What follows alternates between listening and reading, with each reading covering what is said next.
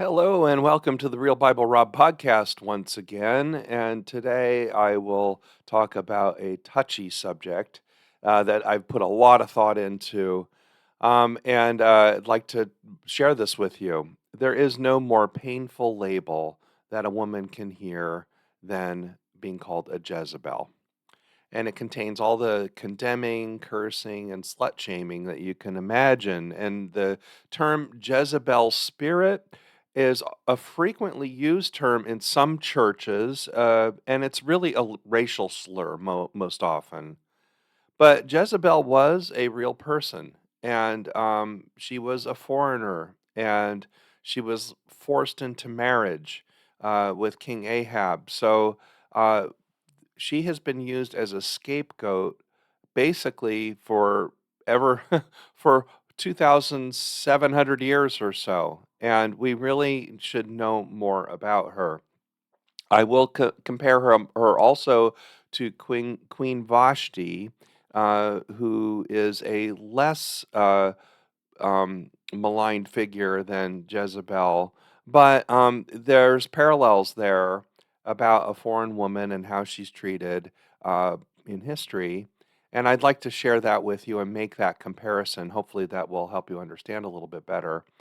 This episode was encouraged by my friend Maria, who is my Hebrew reading partner, and Maria is somewhat of an expert on Esther especially, and has a strong feeling for these topics. So I'm doing this hoping that Maria likes what I say here. And I'm hoping to get Maria on a future episode to talk about more about Esther. But let's get started talking about who Jezebel was. So Jezebel is introduced to us in 1 Kings 16:31, and she was, like I said, kind of maligned from the start. They had it out for her, the biblical authors. She was a Phoenician princess, and her father was named Ithbaal or Ithbaal, and her her name is probably something closer to Ezebel or Isabel, and her name in Phoenician. Now, of course, it was an honorific name. It meant, her faithfulness and stuff like that to her culture. But when her name was picked up and then said in Hebrew, in the Masoretic text especially, which is the text that we translate the Hebrew Bible from, is her name was twisted a little bit to make it sound like Zebel. So that's where we get Jezebel. And Zebel means dung in in Hebrew. And it's one of those word plays that you can do in languages, right? And Hebrew's especially able to do this because the vowel sounds are flexible depending on where you use them in the sentence and what aspect you use. So they did that on purpose. It's quite obvious that they basically just had it out for her since the beginning, and they went and called her Jezebel in order to associate with her, kind of like a childish taunt, calling her dung. This is also where we get the idea of the Lord of the Flies, or God of Flies, Beelzebub. Um, Beelzebub and Beelzebul were kind of two names for the Phoenician gods, or the Philistine gods. And of course, they were considered evil by the people at the time. So anyway, so it even starts out at the beginning that Jezebel is not liked. Uh, and the reason for this is discernible from the texts, and that was that she was totally committed to Baal, and Baal was the Canaanite god, or gods of the area, and Baal is kind of a general term. In fact, if you really look deep into biblical history and understand where Elohim, Yahweh, the Israelite God, comes from, is they could be is Yahweh could be considered one of the Baals of the region. So this is a contest. What we're seeing here is we're seeing a contest between the god of the gods, or the god of the Phoenicians versus the god of the Israelites. And it was very unlikely that that Jezebel had any influence, had uh, uh, any choice in marrying King Ahab. So, what is wrong with Jezebel then? Why was she considered so bad? Well, I'm not going to justify in any way her treachery, because she clearly is a treacherous character. I'm not going to justify her stealing, which she did. She encouraged King Ahab and tricked Naboth into giving up his vineyard, his land, uh, to Ahab. But the real sin doesn't seem to be any of those, according to the authors, or toward modern people, or people in later generations that use this story. Her real sins seem to be that she was faithful to her gods of origin, and she remained faithful to them. And her real sin then also seems to be that she was uppity. She pushed around her husband, Ahab, and Ahab kind of was on board with her. So he was considered evil because he kind of gave in to his wife and was on board. And this was considered, in this contest between Yahweh and Baal, was considered apostasy. So the whole story really revolves, or a lot of the story revolves around Elijah. So we know, in Jezebel and Ahab are introduced in 1 Kings 16. Actually, Jezebel only leaves the scene in 2 Kings 9. So this long period there. And we also have a lot of the stories of Elijah in this period.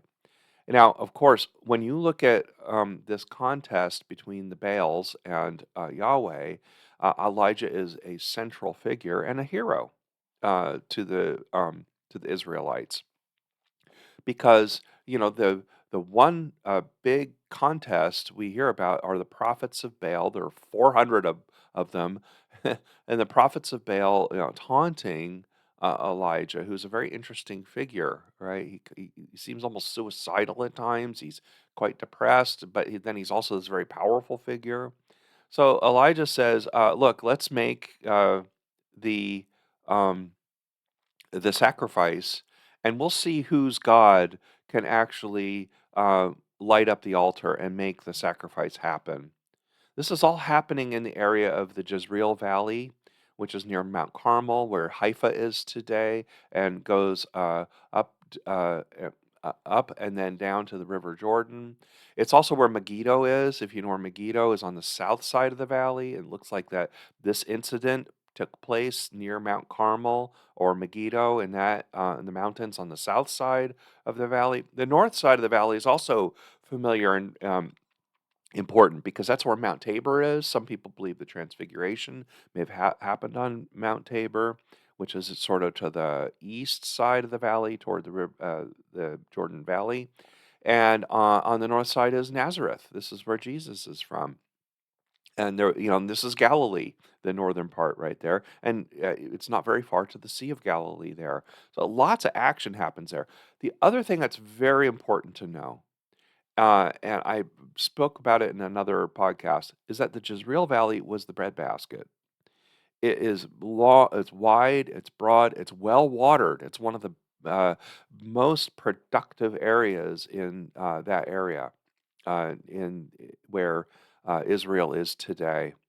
And the down, there's the plains of Sharon, which is where we think, Tel Aviv and Netanya and other places are. Those were productive too. The Jordan Valley is productive, and it's watered by the Jordan River. But the Jezreel Valley is especially important. It's also a major path for trade and for people to move through because it's kind of a flat spot that kind of leads that you go through when you go from the north down into Israel.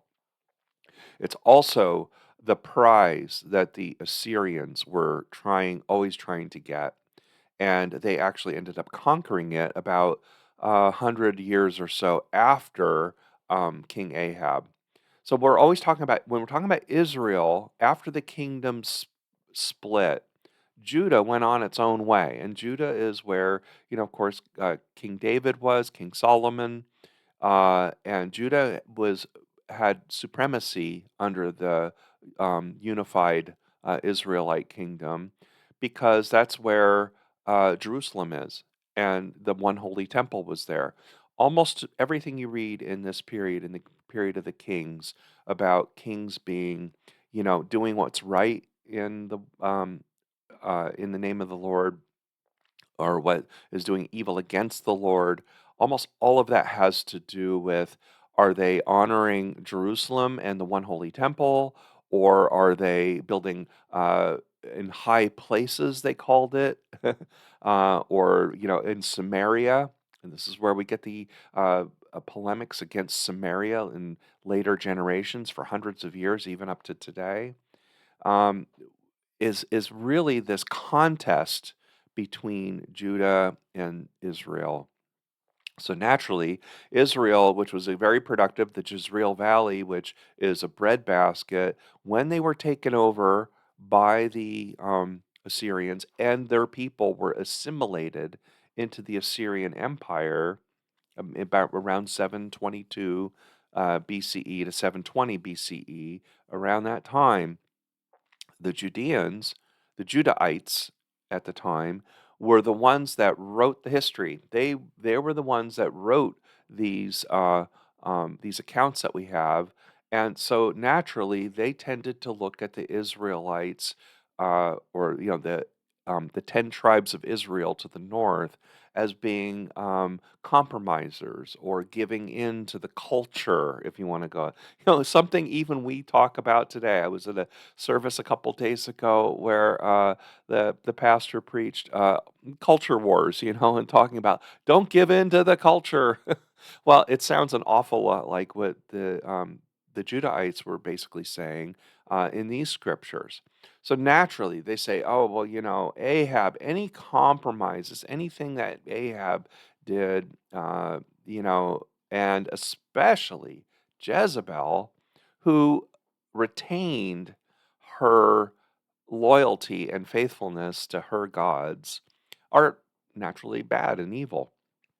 So that's where that origin comes from. But then what really comes in later is how Jezebel gets slut shamed. And I use that term carefully because I don't want to offend anybody, but this is exactly what happens. When you have, when a woman is doing something, is not submissive, is not being, doing the things that the patriarchal men want them to do, they start maligning them in a sexual manner, And that's how we kind of get to this next portion of this. And this is many, many years later. Ahab is long gone. Uh, Ahab's offspring have mostly been killed off by subsequent kings. And then we come to 2 Kings 9. Um, One of the kings that came out of this was Jezebel's own son named Joram or Joram. And King Joram, was king for many years. I don't know, I think it was like 11 years or something like that. A significant amount of time.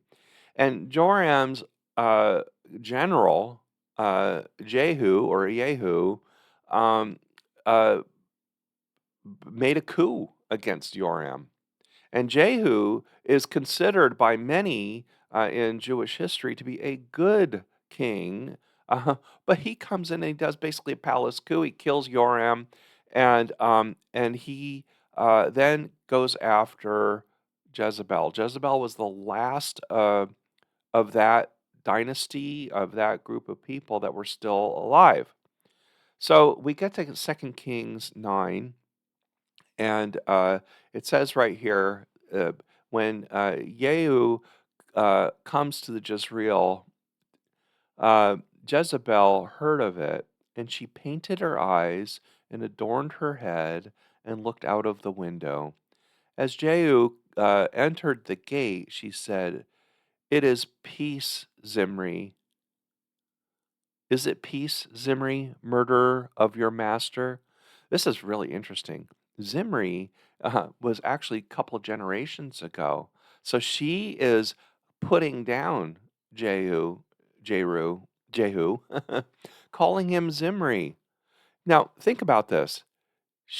Her own son had just been murdered by this general, and she's mocking him, right? And then Jehu looks up the window and says, "Who was on my side? Who?" 2 or 3 eunuchs looked out at him, and he said, "Throw her down." So the eunuchs, basically obedient to Jehu, throws her out of the window, and it says, "Threw her down. Some of her blood splattered on the wall and on the horses which trampled on her." Then they went in and ate and drank, and he said, "See that the cursed woman, and bury her, for she is a king's daughter." But when they went to bury her, they found no more of her than her skull, her feet, and the palms of her hands. And when they came back and told him, he said, "Oh, this is the word of the Lord, which was spoke by his servant Elijah the Tishbite." Elijah made a curse against Jezebel many years before. In the territory of Jezreel, the dogs shall eat the flesh of Jezebel, the corpse of Jezebel shall be like dung. There's play on words there. Remember, Jezebel means of the dung, essentially.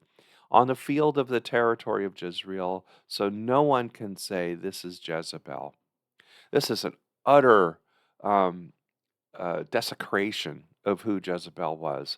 So it was already in motion, even 2,700 years ago. This was already happening. So that you have to look at this. This passage has been used to, like I said, to slut shame uh, Jezebel. When people say Jezebel, you have a Jezebel spirit or you're a Jezebel, it's often said with a sexual overtone, right? You're a woman that's trying to seduce, right? Well, that comes from this passage. But think about this. She had no interest, no desire whatsoever to seduce Jehu. She, there was no purpose in it. Also, remember that she's probably, most likely, a relatively elderly person at this time. She's at least in her late 40s, probably 50s at this time, which was considered fairly elderly at the time. She's not a woman trying to seduce anybody.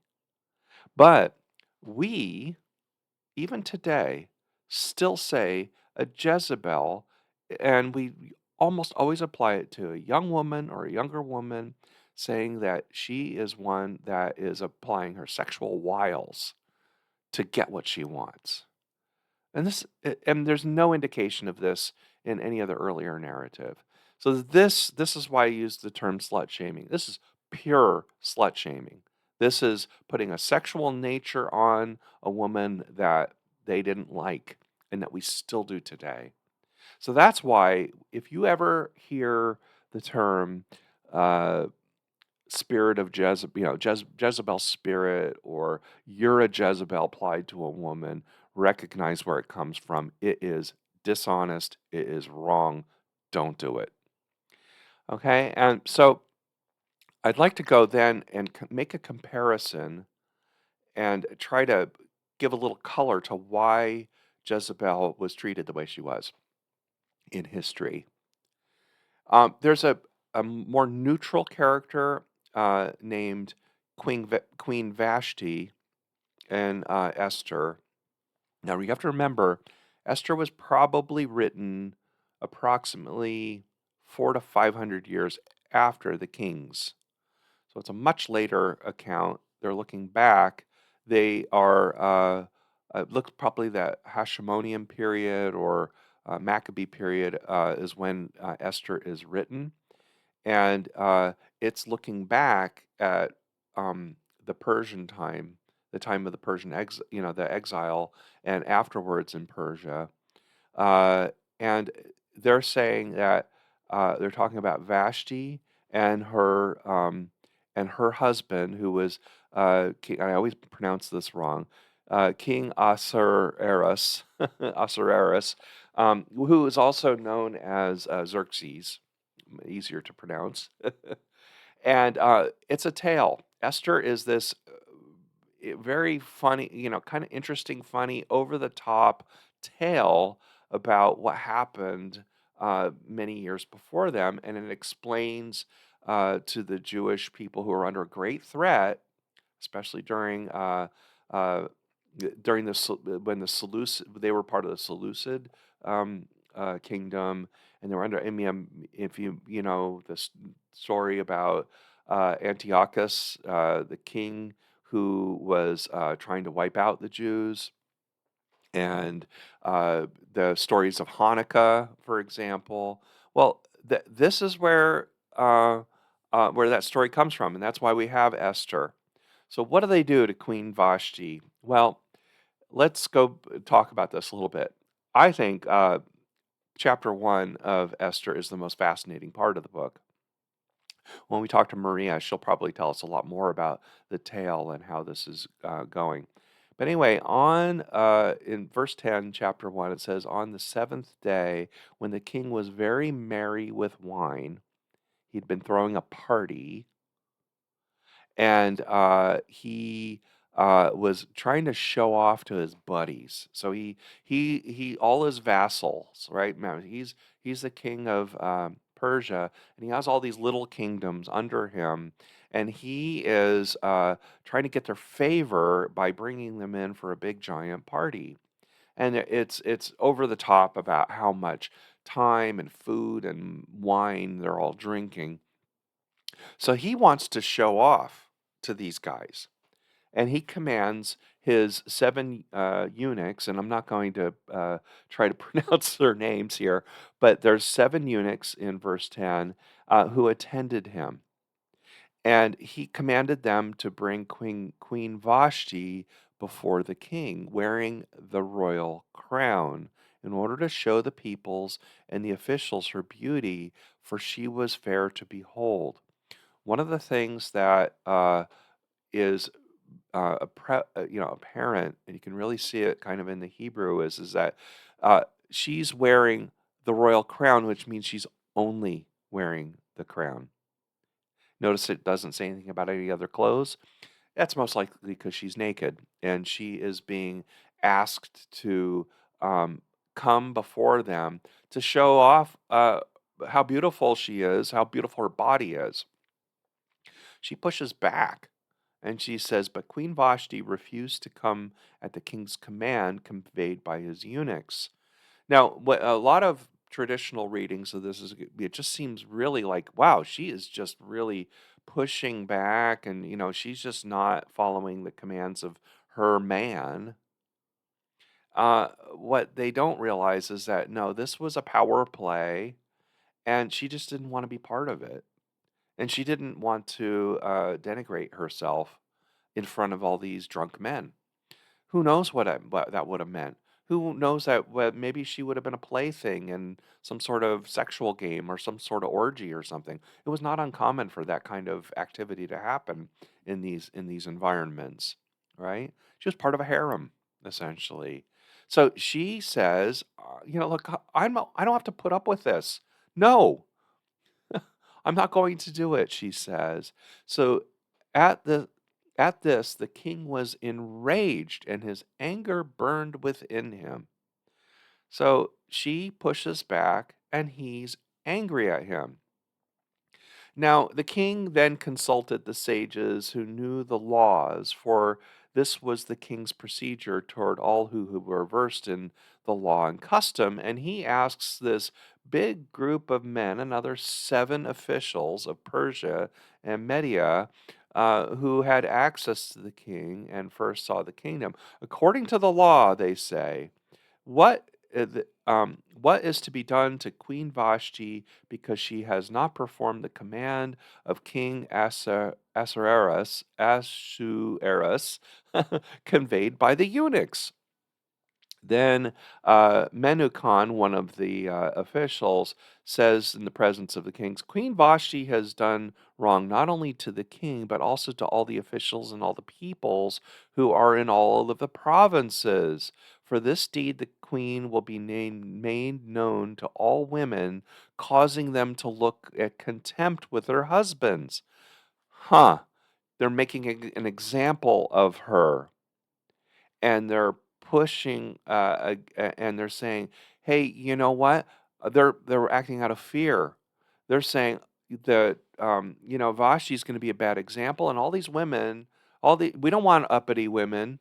We're going to push. They're going to push back against us unless we punish her. Uh, this is Now you have to look at it in context and who was writing this. Remember, in the book of Esther, it's Esther who is the hero. She's the one that saves Israel. She's the one that protects the Jews and keeps them from being murdered. So she's the hero. How does she do this? She does it by being compliant. It also looks like Esther was probably trafficked by Mordecai and and so forth. But we'll talk about that much more later. But isn't it funny that here we would look at Vashti, most of us in our modern context, and think of Vashti as a hero because she stood up against an evil king and an evil request. But the writers of Esther were basically maligning her, and also putting her in. She's not compliant. She disobeys. It looks like she has her own party for her own the own women. They also tend to make her into a sexual figure. They slut shame Vashti. Now, Vashti isn't treated as badly in history as Jezebel because Vashti was a foreign queen and she was never expected to act like an Israelite. She was never expected to do that. Um, and she's put in contrast to Esther, who was expected to do that. So they're just discount her and say, well, Vashti is who, she is acting as expected. But she is treated in history, in the writings, in a similar way that you don't stand up to your man. You don't, you have to be compliant. You have to worship the gods the way we want you to worship God. You have to follow what we're doing. And if you don't, we're going to slut shame you. That's essentially what's happening here. So that's the connection there. You have one where the consequences in case of uh, Queen Jezebel are so high because it's part of the lineage of the Israelites, and it's part of the coup. It's the justification for calling uh, King Jehu a good king, while the house of Omri, which is the 4 kings before Jehu, which includes Ahab and Jezebel and Jezebel's son, uh, it's just a complete uh, changing of history, essentially. And so who writes these histories? Well, they get written hundreds of years later by priests and scribes and things like that, and they go and they make examples of people. So that's what happened to Jezebel. We will never know who the historical Jezebel was. We can look at clues and we can know cultural context, which is what biblical scholars do, right? They say, oh well, then how would the Phoenicians have seen Jezebel? What are the verbal and contextual clues that we have in the Hebrew scriptures in describing her? And you can kind of flesh out a real person. But of course, it's just so covered in other language and mistreatment of this character over the centuries that it's impossible to have a, a true sort of objective view. This is what happens when you're doing biblical history, right? Is that you really can't have, you can get a lot of clues, you can try to figure it out, but you just can't isolate these characters from their context in Scripture. As try as hard as you may. So that's the what I'd like to say about how these characters are used in history, and that you have to be careful about using those labels in a modern context. And that happens a lot, right? We often say things, we'd say, well, you're like this biblical character, you're like that biblical character. And like I've said before, is that you can use and should use the scriptures in order to understand human nature better, understand how God reacts to people, the struggles they had in understanding God and God's character are the same in a lot of respects, a lot of the same struggles that we have. So this is why scripture is useful for us. But to just say, oh, well, no, the scripture says this, therefore I believe, that Jezebel is a completely awful character, and then to pluck her name out and to use it against any woman today that I don't like, that I want to utterly diminish and push aside. And like I said, especially when it comes to the words Jezebel Spirit, which is uh, used in some churches, not not many or not all, certainly, but used in some churches and in some contexts, especially against um, uh, women of color or women who are oppressed or women who are stuck in situations that they don't like or women who are on the margins, but especially any woman who is pushes back. It's almost um, it's it's shameful the way it's used. So whatever you do, never call a woman a Jezebel. It's just wrong. It's ahistorical, and it feeds the misuse of Scripture, feeds this marginalizing and putting down of women in general. Anything to do with the spirit of Jezebel spirit really should just be banished from what we say about it, or at least explained. What is so? Is the spirit of a Jezebel about a pushy woman who stands up for herself and her culture and pushes back against the murderer of her son? Yeah, okay, maybe that's Jezebel spirit. So we should think of it that way. So with this, I'll close by saying, people say lots of things about the Bible, especially about these characters, and they misuse them so much. It's really difficult. We really, really should get away from that. We should look at them with open eyes and more objectively than these are used. Then are really there. Um, Jezebel, yeah, is a bad character, but then you have to ask the next question: why, and why is she portrayed this way? And that we should never, ever, ever use her name for modern women. And with that, I say, God bless you.